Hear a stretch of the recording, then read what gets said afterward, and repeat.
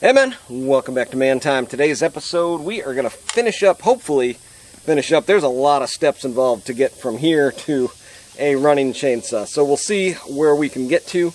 Last episode, we got the crank installed. It's rotating really good and nice. We're going to do a base gasket delete, get that cylinder on here, get all the rest of the parts on here. We're going to look at the seals nice and up close and see which seals are better or worse compared to OEM.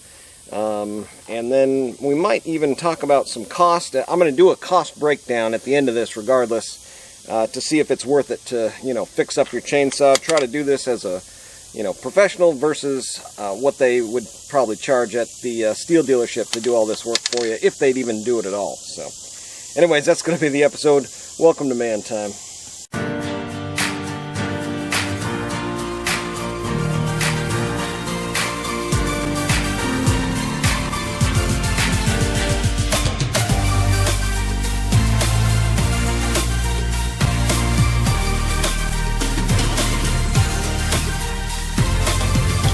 Alright, next step on this part of the rebuild here, I'm just going to go from, actually I'm probably just going to do like seals first, just to get those out of the way. I may do like one side, build it up, and then go to the other side. So on the drive side, we've got 3 different seals, essentially. And coming off this oiler worm gear, there was this piece here. And this is going to fit down like inside of each one of these. But you can see all 3 of them are very different. You've got the ones from Dukes, which are very low profile. You've got the OEM, which is bigger profile. And then you've got this Best Supplies kit one that's even bigger profile. And just looking at them here, yeah, I really don't want to use this one, just primarily because of this really short shoulder that it's got on there. And this one, I'm going to use this one because it has this nice long, I guess you could call it a shoulder. And the mating surface here, the bigger one, is going to allow it to kind of self-align a little bit better. The way that this fits into each one of them, is pretty good. You can, kind of test that out also to see, how it's going to fit in there. The seal on the Dukes one is actually feeling a little bit better, but again, this shoulder area here, I just don't know if I can deal with that. But as a backup, that's going to be pretty good. So let's try to get this one installed. I'm going to install it on this shaft piece here, and this is really similar to like your 372. It's got the same piece on it. So let's see if we can get this installed on there. For this part of the process, I'm going to need to set the saw down, and then we will just probably find a socket that's going to fit over. Yeah, so right there, this one fits over it pretty nice. Yeah, right up against the edge of it there. So, let's get some oil on here. Oil on the bearing. Guess it's going to be on the outside, isn't it?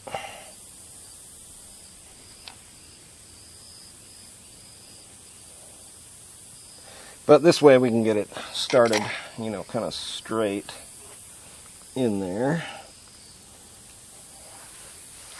Yeah, that's nice. It's kind of use that as a little bit of a lineup tool.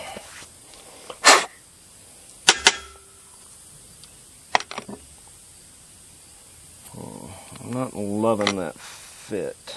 I found a socket, looks like it's going to work, 13/16. Really nice all the way around. Okay, I felt it kind of coming down on this side more than on this side, so I'll give this a tap on this side. See, this would be the problem if you're going to try to use that really small Dukes one. It's going to be difficult to go in straight, where this one is kind of self-aligning at this point.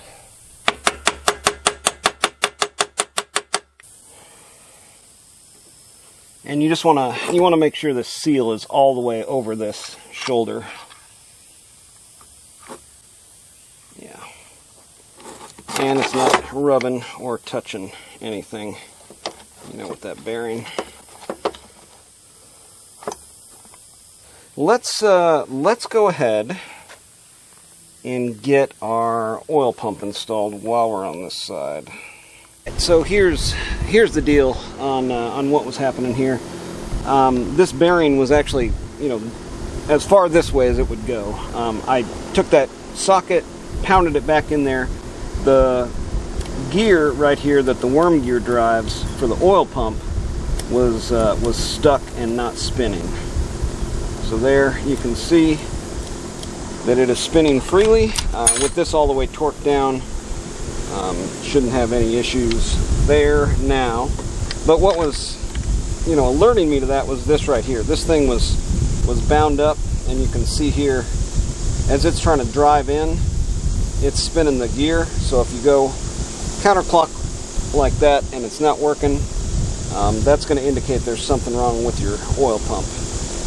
This O-ring up here had a little damage on it. I couldn't find anything in either of my O-ring kits that matched it. It was just a little too both, you know, it was really small and actually kind of fat, so couldn't get that to work out for me. But this is good. This is doing what it's supposed to be doing.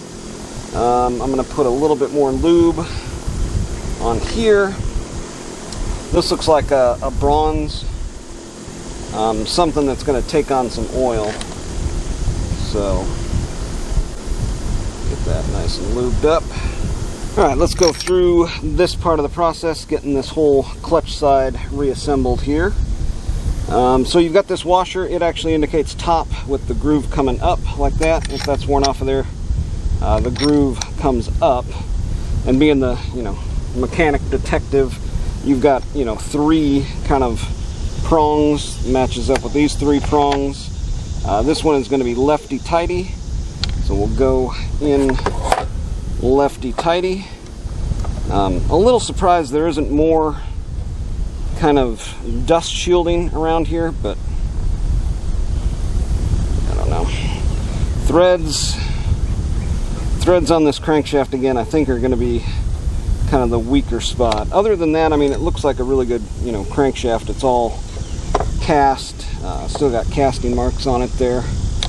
And then what you can do here, if you're trying to do this without the, you know, top end on it there, stick something on the side of the crank to stop it. Grab your gun and your 19 and hold the crank against it like that. Get out any little bits that might have fallen in there, and I'm going to brake clean this and blow it out. But there we go. We got our gasket on there, clutch on there. Now the remaining parts of it are going to be your brake band, and the way that that goes on here is it kind of clicks in from the side onto there, rotates over, has a little channel that it flows through there, and then around and down into here, and then it's got a screw on the bottom of it here to line it up and in there. Get it hand started, drive it home, locking gun, put the extra torque on it. Alright, last pieces of the puzzle. So there's that arm off of the worm gear somewhere down in here. Let's see if we can find that. I was finally able to get this back on there. And the deal was the brake band had some flat spots in it. So even when it was all the way open, those flat spots were coming in and hitting on the clutch drum here. But now you can see we're all set. We need to run this around until it clicks down like that, and that means it's on the worm gear and it's spinning freely.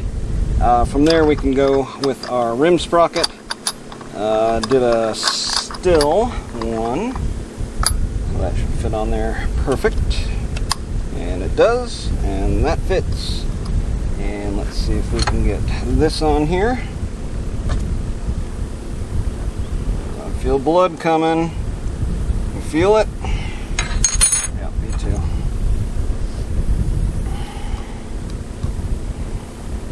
Sometimes you can get it with a pliers.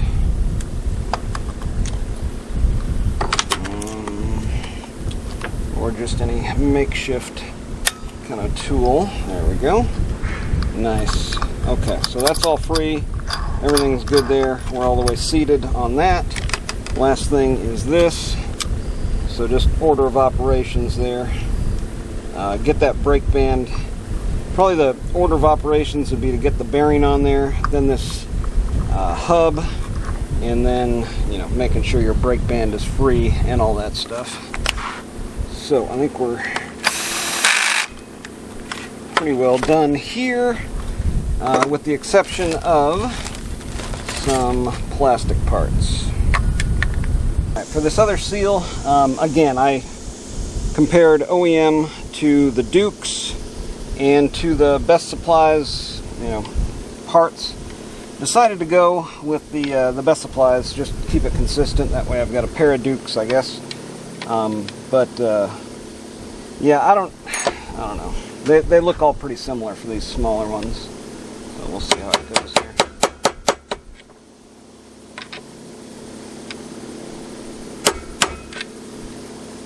There we go.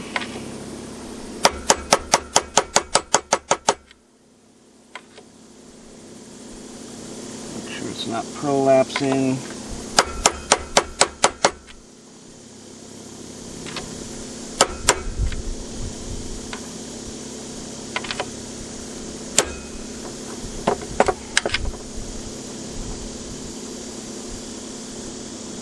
Okay, I think we got her. Yeah, it looks well seated in there. Yeah, see, now our crank is hard to spin over with those nice tight new seals in there.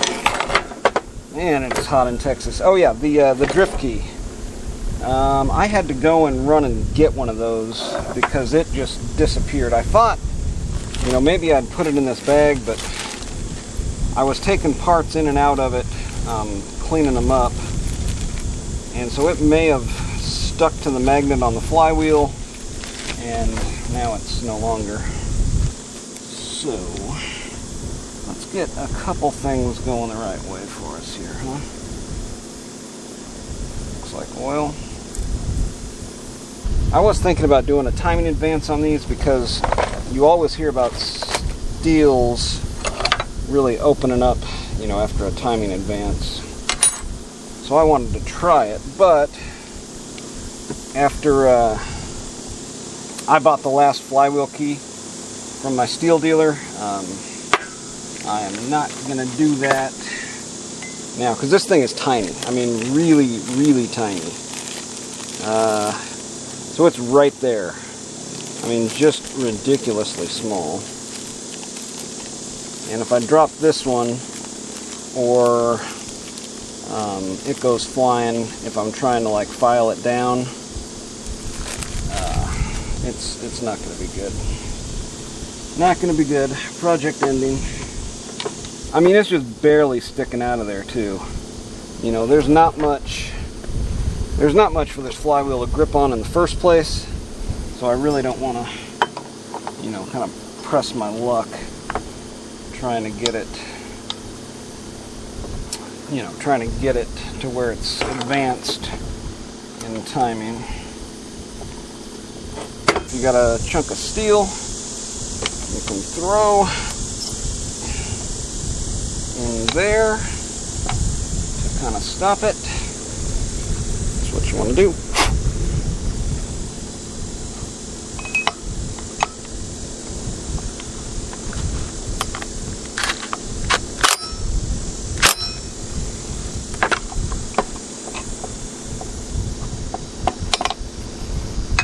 So we'll get our bearing in there. Got some lube on it. we will get our, and the way that I typically do this is I'm going to get like one clip in here and then put it on there and then slide that in and then just get the other clip on afterwards. Yeah, this will be a little bit easier with the tank off of there. So get your piston. Again, we got one clip in one side. We got our bearing in there. Come down. Wind up. Put that in there, and then we'll get our other clip in there. If there is some little scuffs from getting the rings down on there, again, you just spread those open, slide them down on there. I had a couple little scuffs, just touch it up with some sandpaper, and you're good to go. Now this part, this is where it gets a little tricky. You've got to get it in there, and then roll it in on the other side. Hold it. Nope, that didn't work. Oh, I don't like the look of that.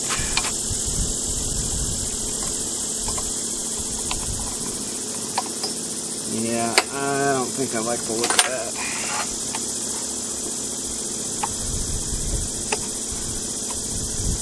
Yeah, no, that... So what must have happened was it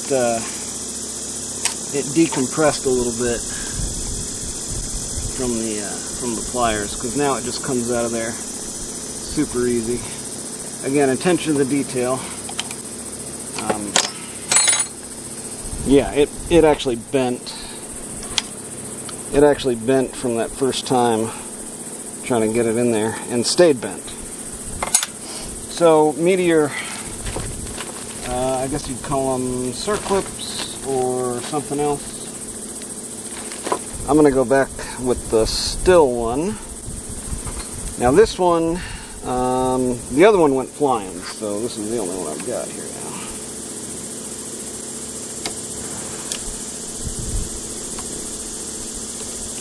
There we go. I'm just going to double check. Yeah, this one is completely seated all the way around. Alright, I'm going to call that good. Alright, now, get one last spray and clean before we get our gasket on there.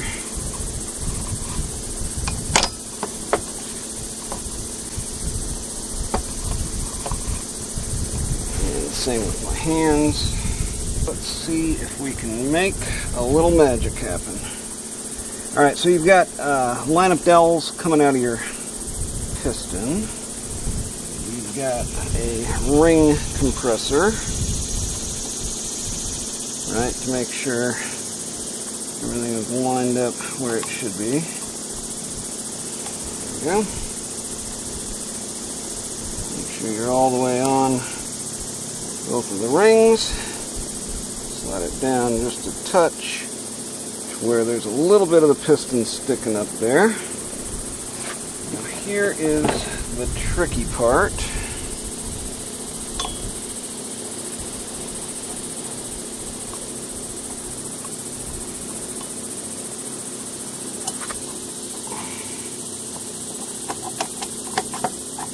Okay, got it.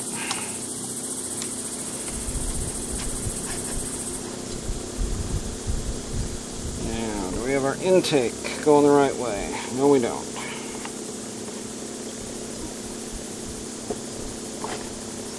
Alright, let's find 4 long screws.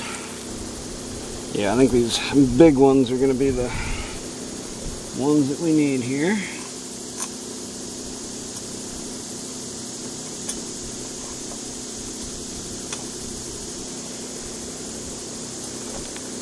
Yeah, a whole lot easier getting these set and lined up without the tank on there, if you can. I'd say this is probably, you know, a good order of operations if you're doing it this way. You can just get kind of right down, you know, get the screws in there.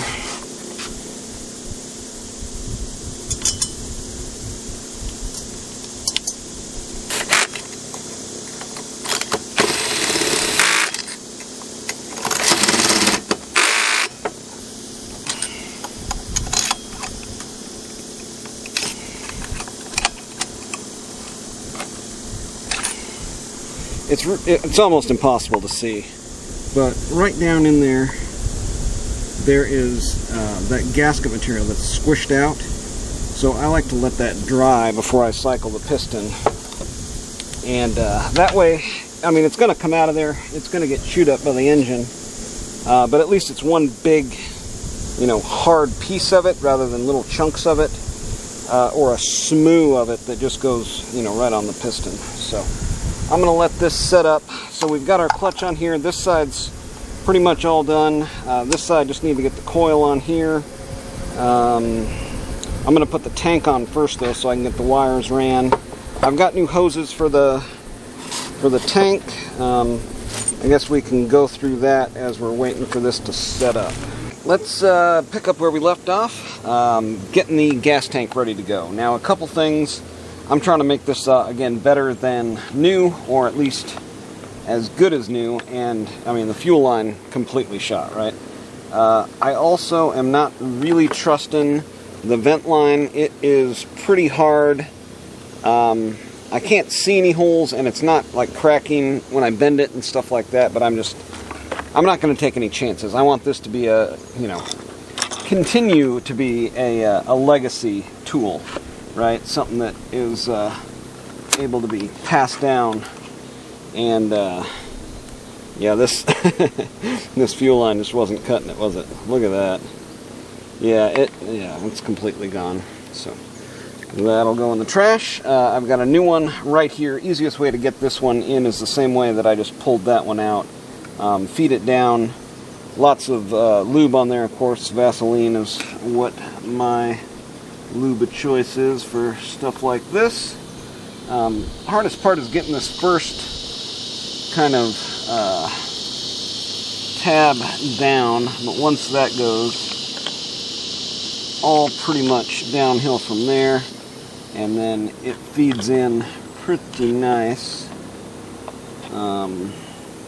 And these ribs on here are nice to kind of grab it and help shove it down.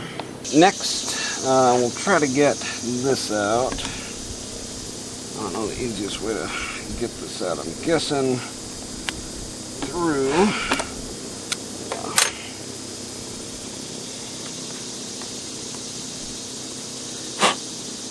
Now I've sprayed off, cleaned off, pre-lubed.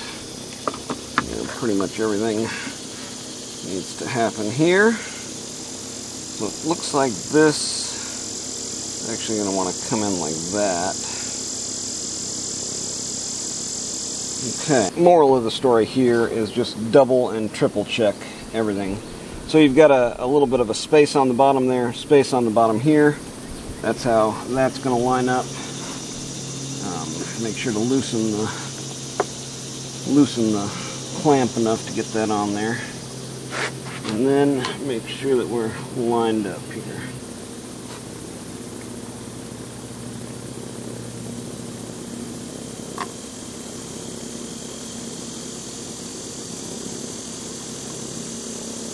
And I'm just checking the wall all the way around there to make sure it's completely lined up, and that is completely lined up, just like that. Again, I am making a perfect tool here. A little bit of lube on there, and then we'll get these two pieces going together. So as we're bringing these two things together, we first want to worry about these wires. These wires are kind of the hardest thing, and this yellow one with the brass fitting is pretty much our biggest problem, right? Got that big round head on it. Let's grab it by the actual brass and get it going in here.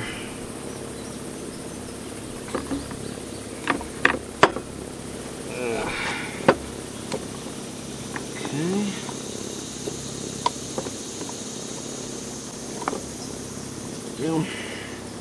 Yeah, there's a little rubber grommet just right down under here, and that's where it wants to go. These are going down to our coil. Okay. These are hooked up. Go in the right direction. And now, bring it together a little bit further and can get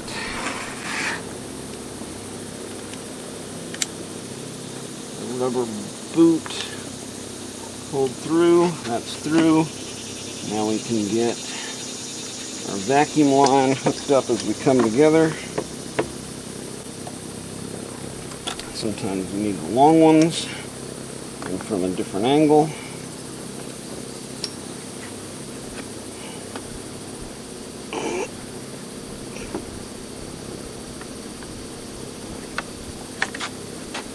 Okay, that's completely on there.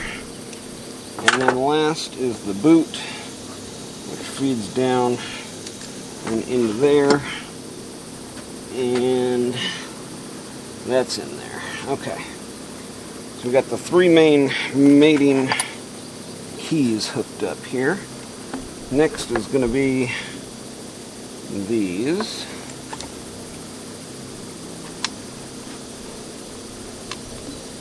Did I lose something? Yeah, I lost something. Alright, so we got some rubber on there, rubber on there. There you go. Okay, and then it's 1, 2, 3, and then 4 in the front there, and those are all those plastic looking screws. Yeah, once you get to this point, it gets really exciting. I mean, I'm down to, you know, small baggy of parts here. And shoot. See, this is where you start seeing your mistakes too in the reassembly process, order of operations. This piece here has got to come back off so I can get my plastic cover back on here. But I mean, that's no big deal. A little flathead and we're back in business. Again, attention to the detail, making sure you get this boot clamped up. Here we are up here at the coil, and they say you should be about 10 thousandths, I think, off of here. But I mean, if you don't have something like a feeler gauge that's 10 thousandths to get in there, you just want to make sure you're not, like, there's no interference, right, where it's not actually hitting. So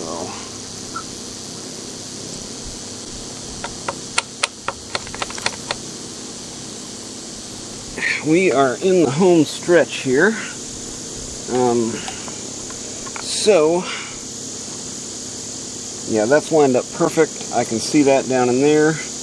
We've got our little ring here, and that holds this open. There we go. Beautiful. And then, what is it? This? I think it is.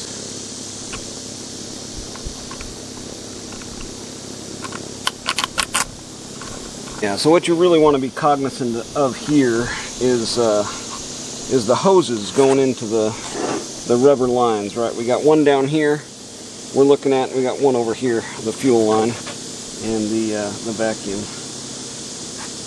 Beautiful.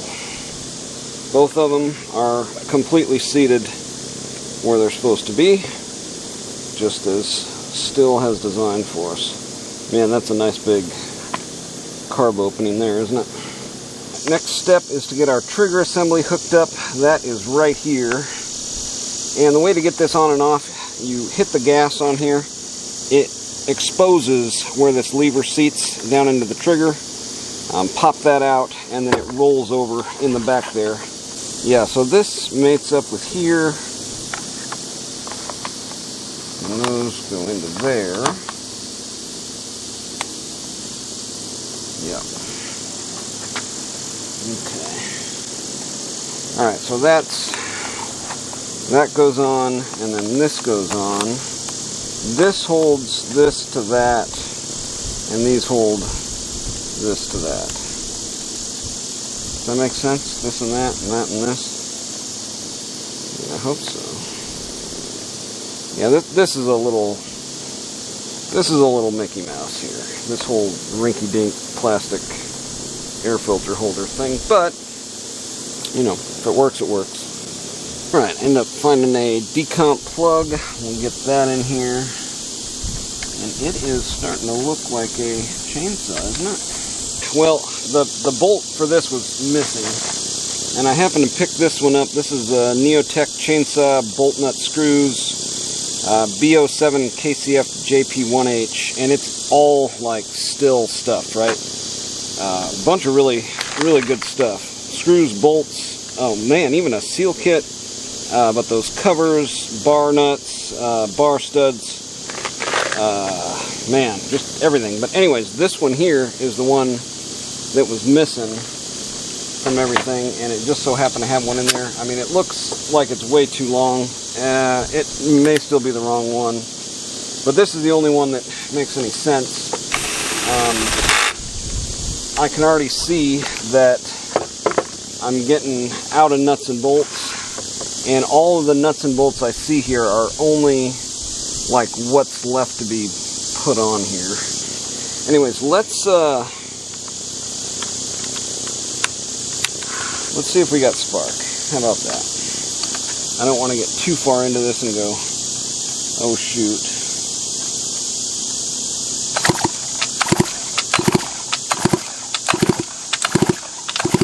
Yeah, I can see it, just barely. Alright, so we got spark. Well, word to the wise there. This was probably my fault. That probably came out when I was washing the saw down. And, yeah, now it's gone. But I mean, that's something you have to look out for too. You know, if you're buying a used saw, it's going to have stuff like that missing. Now, I'm probably just going to go to my lathe and make one, just because that's kind of how I roll. But most people aren't going to have that option.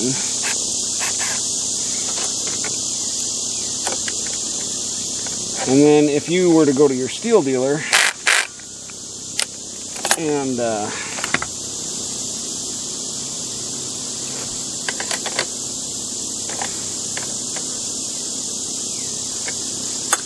and get one of these ferrules for this top cover, I mean, they're probably just going to laugh at you, right? I mean, not to be mean or anything, but I mean, this top cover with those ferrules from the Stihl dealer, I don't know, $50. The Stihl prices are ridiculous. If you don't believe me, just go try to buy something from your Stihl dealer. I mean, even the Husqvarna parts, I mean, it's not just Stihl. I went just to get some a set of screws, recoil cover screws from the lawn and garden store, getting, you know, factory Husky stuff, and yeah, it was like $60 for all of a 372's. No, it was handle screws. It might have been handle screws and recoil screws, something like that, though. Okay, let's see here. See if we can suck this on here. Alright, one thing I am going to do before I get this all together, there was a gasket around here. I don't know if I'm going to run that or not, but I am going to put a hole right in here.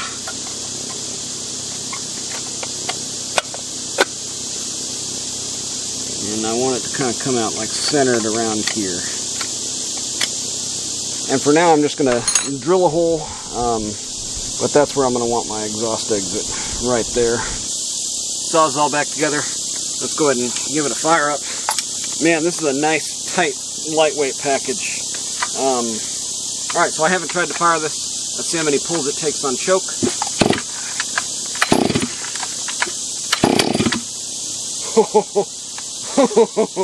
Already.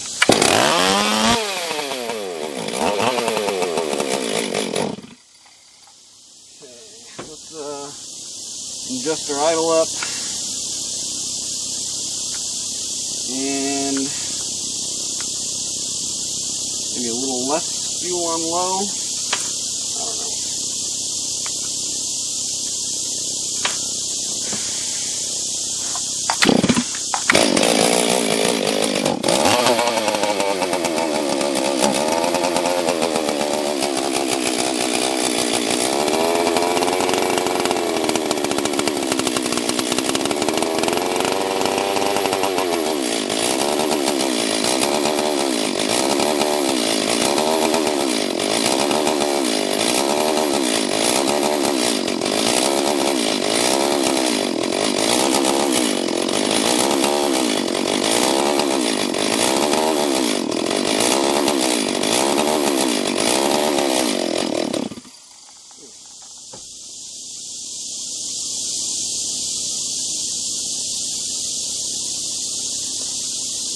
It's the next morning, and man, this saw has really come alive. I've still got some things to do. You know, I just drilled that hole in there. I'm actually going to put a pipe in it. Probably a couple more hours this morning of really the finishing touches on things. But let's go ahead and start it up. I had that first initial startup. I think it's really good to see that. It ran like crap, right? I mean, it was like I failed in what I was doing if I was to take that at face value. And that's the importance of heat cycling. I used to rebuild dirt bike engines, used to race dirt bikes, and you know, heat cycling, what I would do there is 5 minutes, and there's a written procedure for it, but 5 minutes at idle, shut it down, let it cool back off to atmosphere, another 5-minute heat cycle with nothing above like half throttle, and then basically 3 heat cycles, and then the third heat cycle you're running it, up to like 3/4 and blipping it to full throttle, and then 5 minutes of that, let it cool all the way back down. I usually do at least 4 to 5 on ported chainsaws, because they're, well, I mean, like dirt bikes, right? Hot rods, running fast, running strong, a lot of RPMs there. So, but I've got a lot of work, still to do, right? I found this old bar in my shed. I've got to clean this up. Took and filed it down, but we'll put a fresh chain on it here in a minute. But I'm going to start the saw up for you this morning. I think I ran through about 5 heat cycles last night, and one thing you can do to speed up that process, I've got this big fan that I rebuilt behind me. If you want to see that, I got a video on it too. But anyways, we'll fire it up first thing in the morning. Did about, like I said, 5 heat cycles, cooling it down in front of the fan in between so I could get a few done, before it got too late. Oh, she's a runner.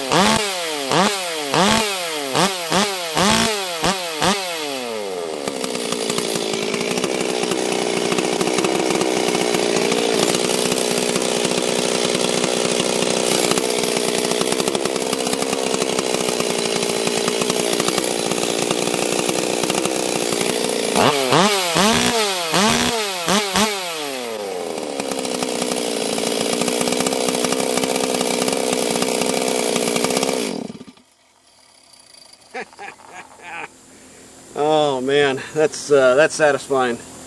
Alright, so I'm going to get the rest of this stuff done. I'm going to get this bar cleaned up, wire wheel it, and make sure the channels are all good on it. Got a fresh chain to put on there. I'm going to do the muffler pipe coming out of the side here, but as you can see there, I mean, it runs fine just with a big hole drilled in it. 3/4 inch hole, 3/4 inch conduit there, and we'll tack weld or weld it up and finish out the exhaust mod. But it runs fine if you're in a pinch. Drill a big hole in it and start running a exhaust modded chainsaw, which is, man, I couldn't be happier with this thing. down there in the comments if you think that sounds like a pretty good running saw. We'll go a little bit further with it here. You know, there's several steps like this one that I'm kind of cutting out, editing for time. I've been keeping track of my time on this process and rebuilding this saw along with my spend on parts and stuff like that, so I can give you a good breakdown. I'm probably going to make that another video, but so far I'm up to almost 20 hours into this thing, and it's impossible to put out a 20-hour video, right? So I've essentially edited down 20 hours to about 2. So I mean, there's going to be a lot of stuff that's edited out for time and watchability, right? This is infotainment type of stuff. You aren't going to sit there and watch 20 hours. So, but if you have any my point is, if you have questions down there in the comments, I'll answer them, and hopefully you can get your saw running like this one is.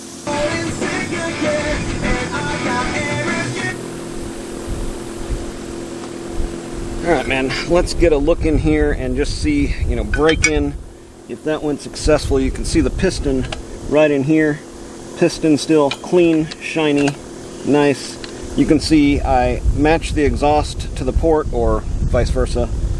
Match the port to the exhaust, so it's a nice smooth shot out. And piston looks minty. 6 heat cycles. What else would you expect? Here's the exhaust mod that I do for these Stihls. Just drill a hole, put a pipe in there, have it hanging out the back, and super easy to do. And then I test fit it, before I drill that hole. So it goes in there, it sits, right up above the dog, plenty of room there. We'll get this all bolted back together and get our bar and chain on it, see how it cuts with that on there. All right, man, we are in the home stretch here. I did just want to emphasize one point, especially if you're referring to like only this video as your reference guide.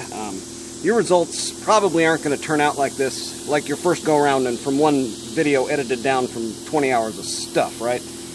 The only practical way that you can do this successfully on your first time is experience, and doing it over and over again, it gets easier and easier, kind of.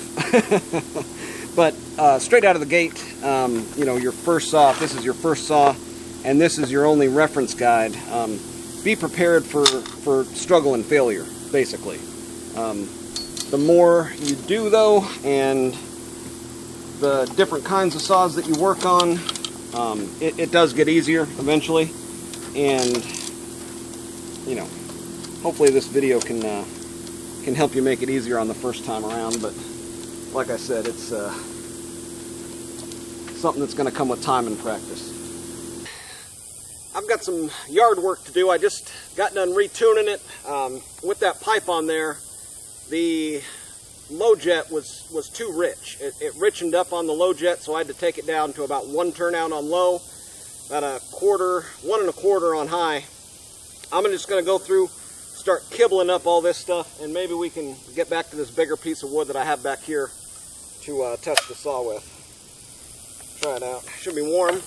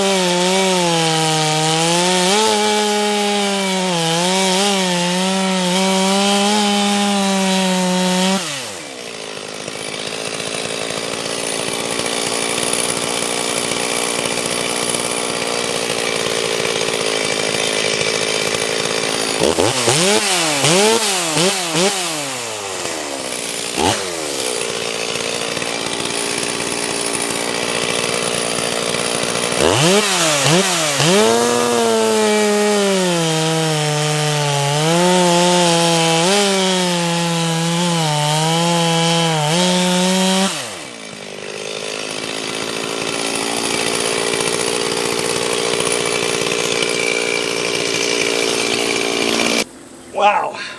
Yeah, this thing's a monster. It's just a monster.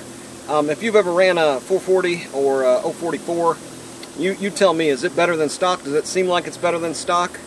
I think just before I went into that big wood there, it kind of hit another level of break-in. As it was sitting there idling, it kind of started to fluctuate, idle.